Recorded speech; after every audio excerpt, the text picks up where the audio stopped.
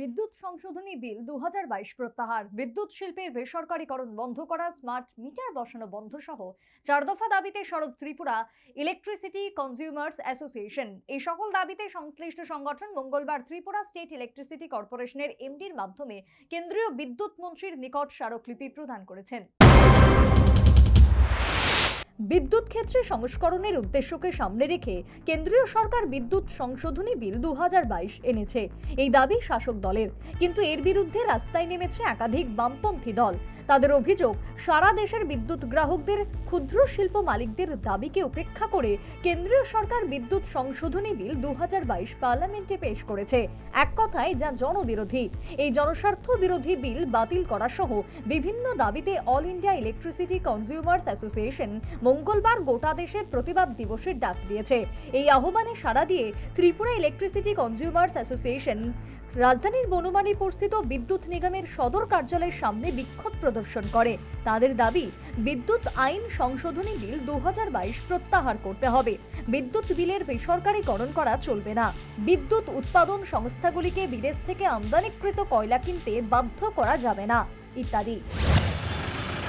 সারা দেশব্যাপী বিদ্যুৎ আইন 2022 যে বিদ্যুৎ বিল যেটা নিয়ে এসছে সেটা বাতিলের দাবিতে, বিদ্যুৎকে যাতে বেসরকারীকরণ না হয় সেটা বন্ধ করতে, এবং সমস্ত যারা বিদ্যুৎ উৎপাদক কোম্পানিগুলি আছে সেই কোম্পানিগুলিকে বিদেশ থেকে আনা কয়লা কেন্দ্রীয় সরকার কিনতে বাধ্য করেছে সেটা যাতে প্রত্যাহার করে, এই দাবিগুলি নিয়ে all India electricity consumers association দেশব্যাপী আজকে প্রতিবাদ দিবসের।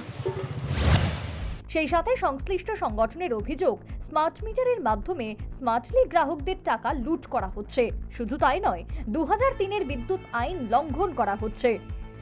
বিদ্যুতের যে স্মার্ট মিটার বসানো হচ্ছে, যে প্রিপেড মিটার, সেই মিটারে কোনো সঙ্গতি থাকছে না। সেটাতে বিদ্যুৎ আইন 2003 যেটা পাস করা হয়েছে সেটাতে বিদ্যুৎ গ্রাহকদের অধিকার ক্ষুণ্ণ করা হচ্ছে। একদিকে নোটিশ দিয়ে তার বিনা নোটিশে আপনার স্মার্ট মিটারে বা প্রিপেড মিটার যেগুলি বসানো হচ্ছে তাতে বিদ্যুতের লাইন কাটা যাচ্ছে, কিন্তু বিদ্যুৎ আইন 2003 অনুসারে কোনো গ্রাহককে 15 দিন আগে অন্তত তার যদি তাকে নোটিশ দিতে হবে সে যদি বিদ্যুতের বিল না দিয়ে থাকে। কিন্তু এখানে বিদ্যুতের বিল অ্যাডভান্স দিয়ে দেওয়ার পরেও তার টাকা শেষ হয়ে যাওয়া মাত্র বিদ্যুতের লাইন কাটা হচ্ছে, এটা একটা বেআইনি।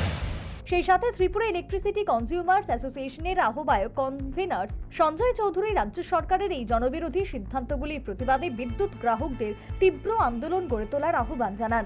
পরে সেখান থেকে এক প্রতিনিধি দল কেন্দ্রীয় বিদ্যুৎ মন্ত্রী আর.কে. সিংহের নিকট প্রেরণ করার জন্য এক স্মারকলিপি ত্রিপুরা স্টেট কর্পোরেশনের ম্যানেজিং ডিরেক্টরের হাতে প্রদান করে। Bureau report, news vanguard.